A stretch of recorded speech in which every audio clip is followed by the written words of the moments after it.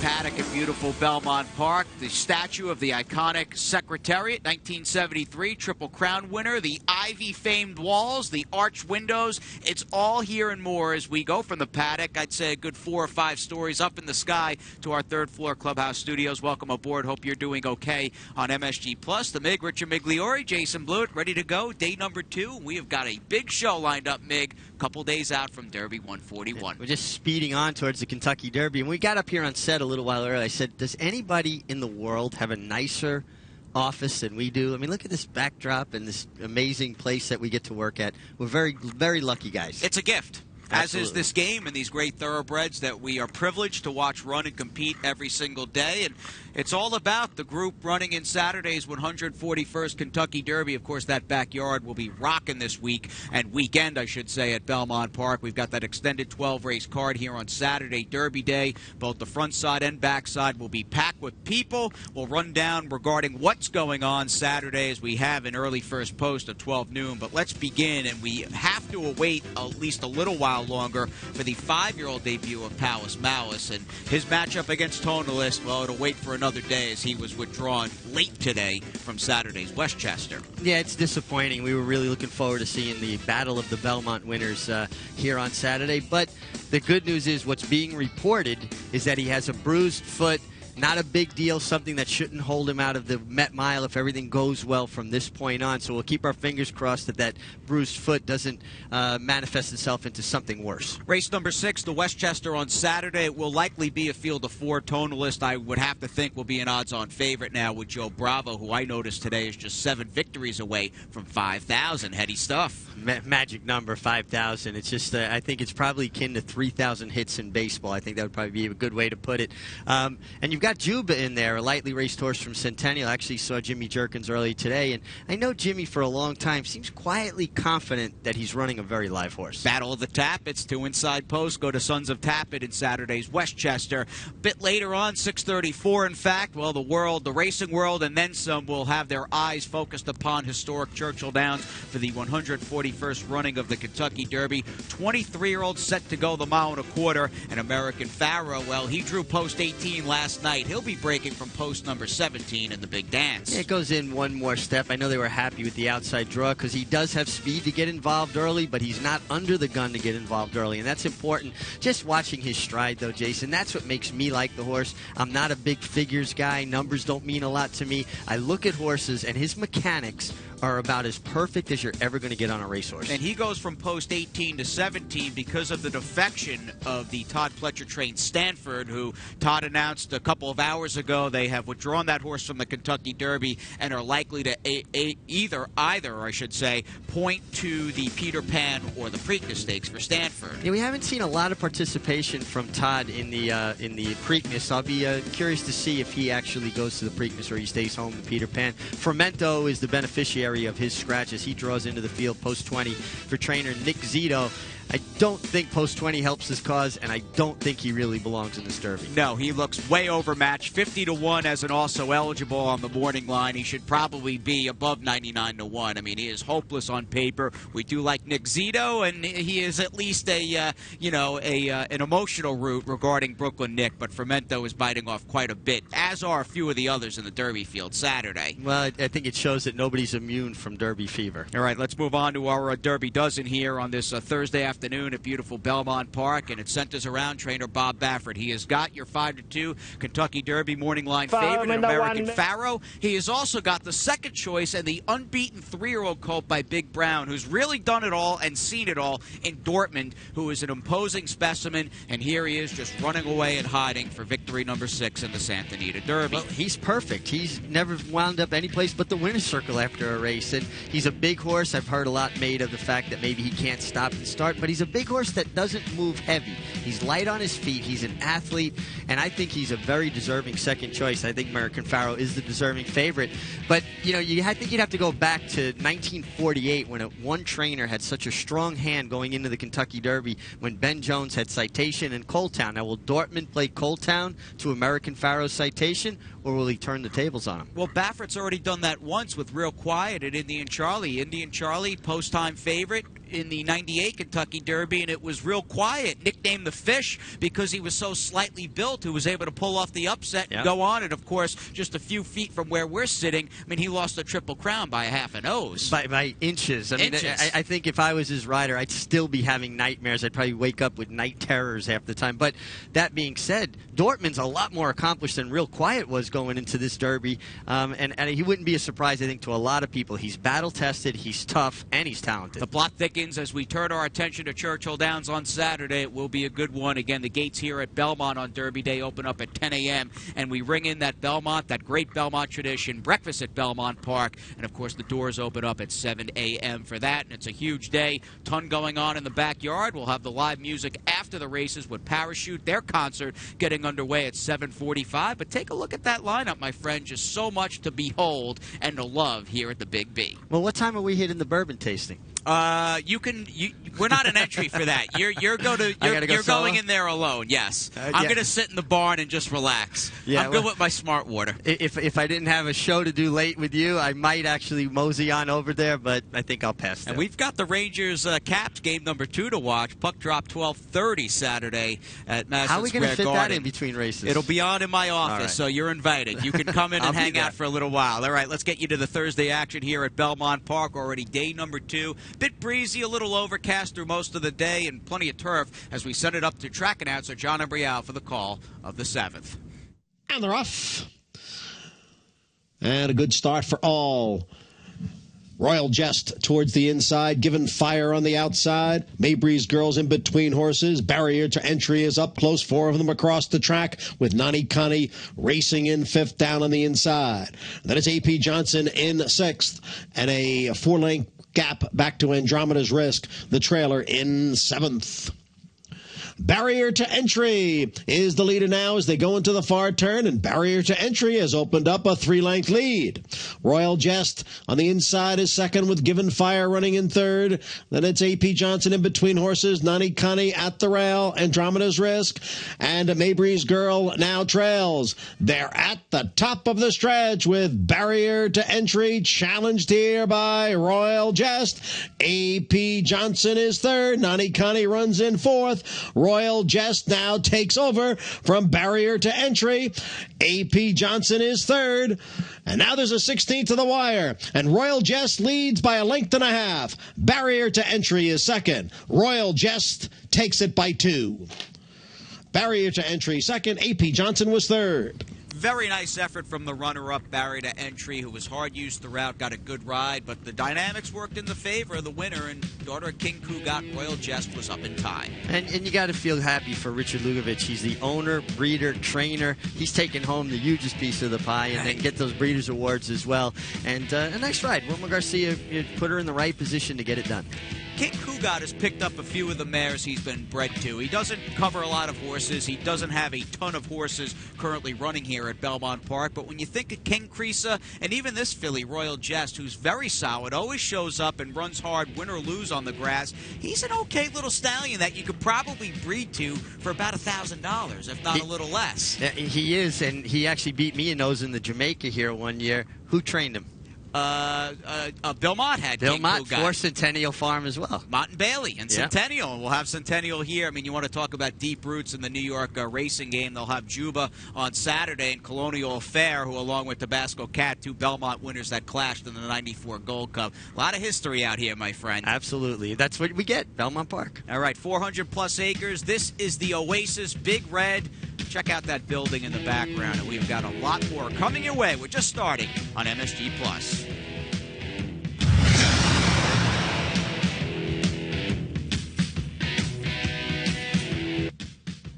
Catch it, Tori. Catch it.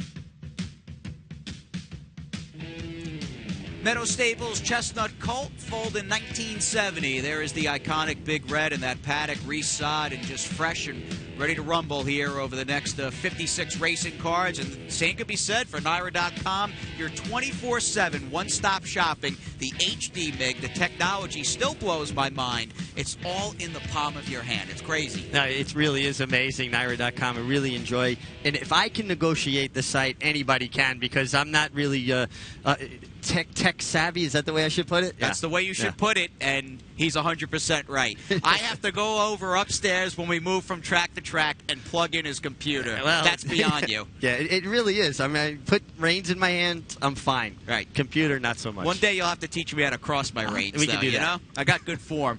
Bet 100, get 100 as well. That's the promotion currently going on at Naira.com. Check it out. Race number 5, though, in the meantime. We continue to turf, and we go back to Johnny I for the call out of the gate.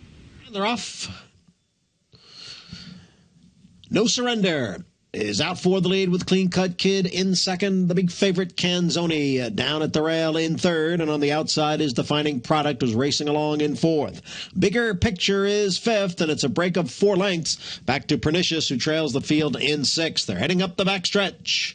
No Surrender, the leader here by a length and a half, with Clean Cut Kid in second by a head, and Canzoni at the rail in third. The quarter was run in 24 and 2/5 seconds. No Surrender sets the pace and leads by almost 2 lengths. Clean Cut Kid and Canzoni are right together second and third. Then it's Defining Product on the outside of Bigger Picture. Pernicious continues to trail. No Surrender has the lead as they begin the run around the far turn. Defining Product is now making a move 3 wide. Clean Cut Kid's in between horses. Canzoni is down at the rail. The half in 49 and 2. Bigger Picture steadied there just a bit in fifth. And Pernicious trails. Anybody's race as they come for the top of the stretch. It's No Surrender, Clean Cut Kid, Defining Product on the outside. And just in behind is Canzoni. To his outside is Bigger Picture. Pernicious is sixth. Off the turn and into the stretch. On the far outside, Bigger Picture is coming on. Canzoni is looking to come through at the rail, but is bottled up there. Bigger Picture now in front. No Surrender battles on. It's Bigger Picture, No Surrender, Clean Cut Kid, and Canzoni to the wire. Bigger Picture the winner. No Surrender was second. Close for third. Between back anybody's race off the quarter pole, but Cornelia Velasquez, an unencumbered run on the outside with the layoff winner for Linda Rice. A good effort here. And I think that was the difference, this horse being able to get his momentum going and be able to keep his momentum. Unfortunately, the one, Canzoni, the favorite, kind of pecking, searching for room, never really got comfortable where he can get a full head of steam. How about Antonino Muccio, the owner? How good is this man done? Think about Palace and all the other acquisitions, and obviously Linda Rice getting the job done for him. That's a winning connection, a winning combination, and we like having Antonio around. And he's got a decent little turf horse here, Bigger Picture, who had not run since the fall. Good effort here off the layoff for Linda Rice. Cornelia Velasquez would come back a bit later in the day, and in fact, he did sit out race number 6, even though he just won on the number 6, and we'll get it to the third leg, or I should say second leg in the late pick 4. We have got the opening leg of the final pick 3 as well, and Johnny I's got the call down the backside. Beginning. And Mohawk Lily is going to grab the early lead. JC's Shooting Stars in between horses.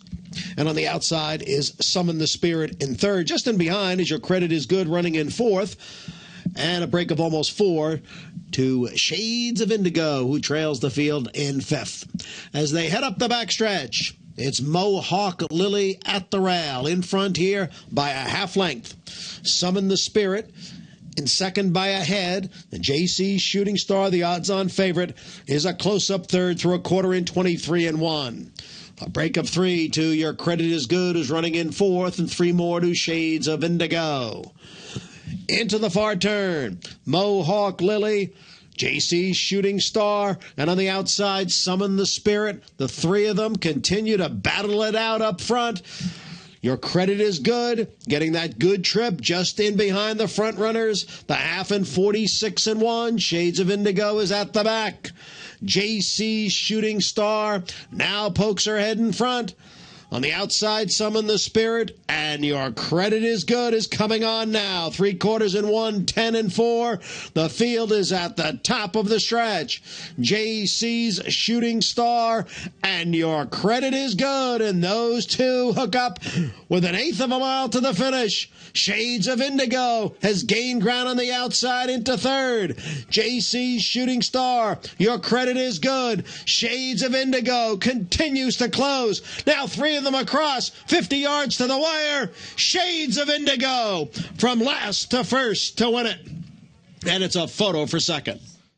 This was a long stretch run. 3 of them were pretty much lined up as they straightened away, and you had Shades of Indigo with Kendrick Carmouche trying to pick up everybody from the back of the pack. Well, a very patient Kendrick Carmouche has shown that he brought that aqueduct form over here to Belmont, a guy who does his homework, a very welcome addition to this New York colony. Give a lot of credit to the runner-up, JC Shooting Star, who just kept fighting, did not want to lose, and the one horse, she was ripe to be picked off by the one horse, I guess is the way I should put it, and was engaged with the filly in between her. Your Credit is Good. And then that other filly came on the outside. Heartbreaking loss. Kendrick Carmouche, Jimmy Ryerson, and Jimmy dressed up in a sport coat and tie, looking pretty dapper in the winner's circle. That could be the new angle here, but Kendrick Carmouche and Jimmy got their pictures taken with this filly by Indigo Shiner. Quick little pop, though, to the runner-up, who was going from 7 furlongs in her debut out to a mile and a 16th. How big a hurdle was that in hindsight? Well, it is a big hurdle, and it's a one-turn mile and a 16th. They tend to run harder because of the straightaway. They pick up more speed, and she was engaged every step of the way, and she fought it out to the bitter end. Just a heartbreaking defeat, really. It'll be a short price coming back for David Donk, who did have a winner earlier on the turf. A winner we're going to check out in a few seconds as we get it back to Johnny I. So we rapid fire pick 5, 1, 2, 3, 4, and 8 as we finish off the Thursday action. Up a 3-length advantage after a half in 47 and 4. It's Moon Silver now by 4. Beetle Boots is under the whip. On the outside is Astron. Larry Boyce dropped out of it, and Roman Magic. They passed the furlong marker. Moon Silver with the lead by almost 3. Astron and Beetle Boots giving chase. Moon Silver in front. Moon Silver, a front-running winner, and it was very, very close for second between Beetle Boots and Astron.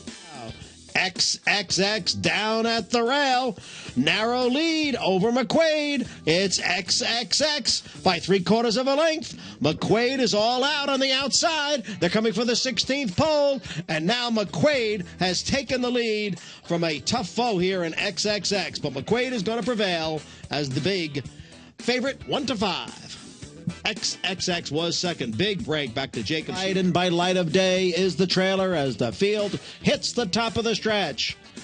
On the inside, it's Sweet Polly Purebred, and on the outside, it's Tricky Zippy, and here comes Lady Creasa. So 3 of them across with less than an eighth of a mile to the finish. Sweet Polly Purebred. Here's Lady Creasa on the outside. Lady Creasa surges to the front, and it will be Lady Creasa to win by 2.5. Close for second between Sweet Polly Purebred and the late closing Amber Morning.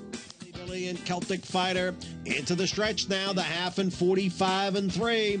It's Francis Freud on the far outside. Here comes Oh Billy Billy, and Oh Billy Billy has kicked in the stretch, and Oh Billy Billy has the lead.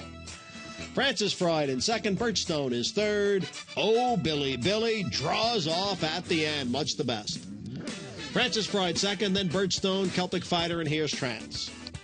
Prize and a huge gap back to Ocean Boulevard. Off the turn into the stretch. Venus de Milo, reckless move. There's still 1-2 here. Angela's Dreams on the outside, now moving into third. Then Bob's Pinup Girl, Silver Silence, and Bart Taromo. Venus de Milo keeping this field at arm's length.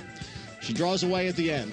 1 by 4. Cornelia Velasquez's third win of the day. Bob's Pinup Girl got second. Couple of horses, excuse me, a couple of horses covered in the pick six. One of them happened to be the winning favorite in the last, Venus de Milo. We will not have a carryover to the opening Friday card. A Friday card we'll preview in just a few seconds. So day number 2 down, plenty of turf on today's card. And speaking of the grass, a white-hot turf trainer in the form of David Donk. Cappy needed to zoom in on his binoculars to check out Lady Creasa as we go back to the second look, who, beneath Irod Ortiz, who had a little Ramon Dominguez look to him off the far turn with Lady Creasa. When you have that much horse underneath you, you can be as cool as Ramon Dominguez. And Dave Donk just picked up where he left off at Aqueduct, running horses that are fit and ready to perform. And Lady Creasa got a picture-perfect ride from Irad Ortiz to win off the bench. King Creasa ran 6th yesterday in a very competitive edition of the Elusive Quality. I would imagine even with that loss, David Donk has got good enough prep under his belt to point to the May 25th Kingston, which is part of the Memorial Day New York Bred Showcase Day right here at Belmont. You know, I like when horses like King Creasa have these longer careers and people have an opportunity to latch onto them. They create a fan base and people look forward to seeing them run. So it's nice to see King Creasa back. And David Donk, 5 for his last 11 over the last 2.5 weeks on the turf. He is just going gangbusters. How about claims on the afternoon? We had one 8-way shake yesterday. Today a little more on the quiet end, but 2 people went in for the old Baffert horse who won for David Jacobson in race number 4, Oh Billy Billy. Yeah, horse that was purchased as a young horse for $400,000 and wins for $16 here, and he'll have dinner in a new barn tonight and see if he can build on that success, maybe get a little confidence going. And Barty Romo claimed off Bob Barbera by Danny Gargan out of the nightcap for $25,000. Curious to see how Danny Gargan's horses are going to run here over the next few weeks. He had a pretty strong winter over at the Big A. It's no longer winter. Those trees are starting to bloom, and we have got a good group of 3-year-olds in the Gold Fever.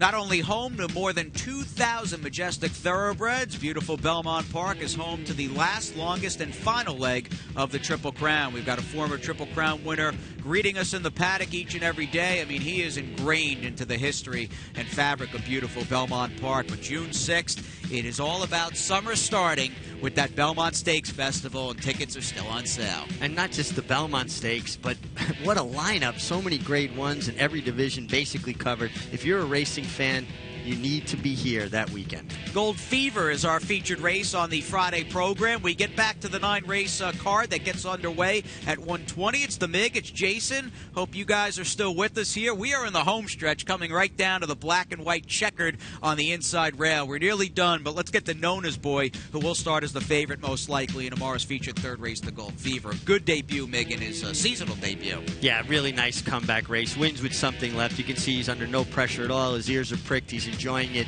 He got an 84 buyer. He was capable of running much faster.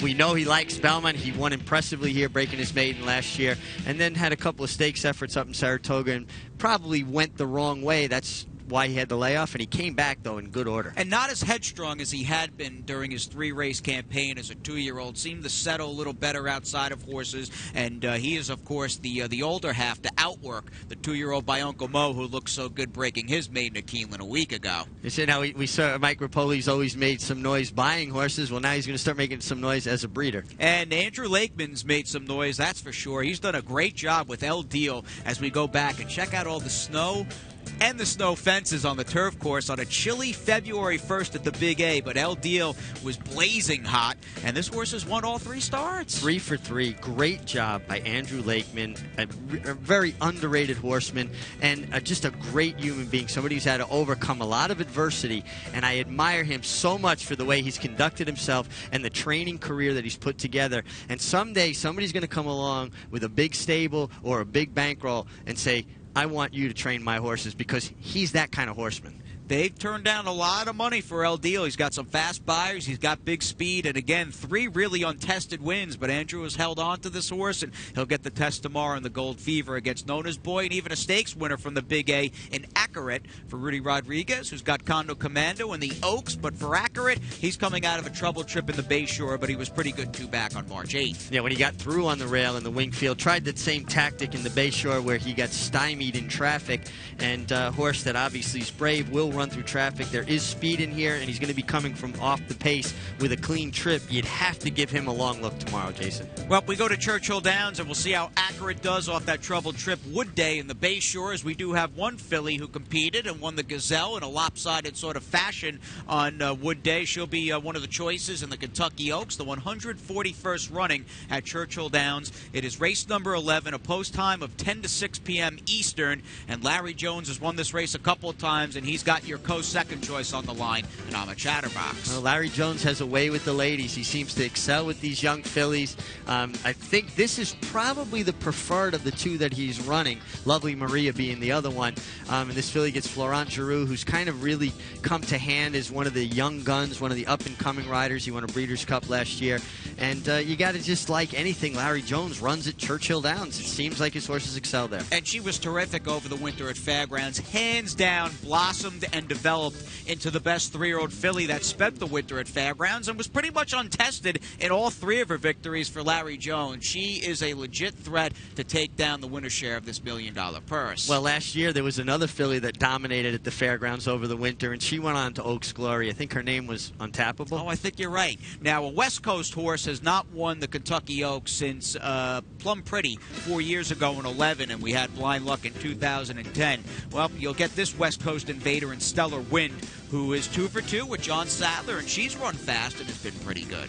You got to like her. She's a good filly. She's able to make a long, sustained run. Victor Espinoza has kind of put her into a drive way out. She continues on. My question mark, and I wonder how you feel about this, is it doesn't seem like John Sadler ever does as well out of California. When he ships, his horses don't seem to perform as well. Is that a concern? It is. It's a big factor, and you're not dealing with some 15 or 20 to 1 shot. Sure. She's your morning line favorite. I think it is a big concern, and off that would be a huge reason I would bet against Stella Wind or use her defensively in maybe some minor spots in exactas and tries. Yeah, and that's the way I was looking at it, too. I'd rather go to the guy that has success there, and that's Larry Jones. And there's something to be said for Rudy Rodriguez, who has to ship to Churchill Downs as well. With the filly, as good as she's been in her resume, 5 for 6, and she's been dazzling with a high rate of cruising speed. She's had a tendency to get out in some of her races in deep stretch. Yeah, well, and even at other times in the race, she does lean on riders. I think it's more prominent late in the race because the rider's allowing her to run,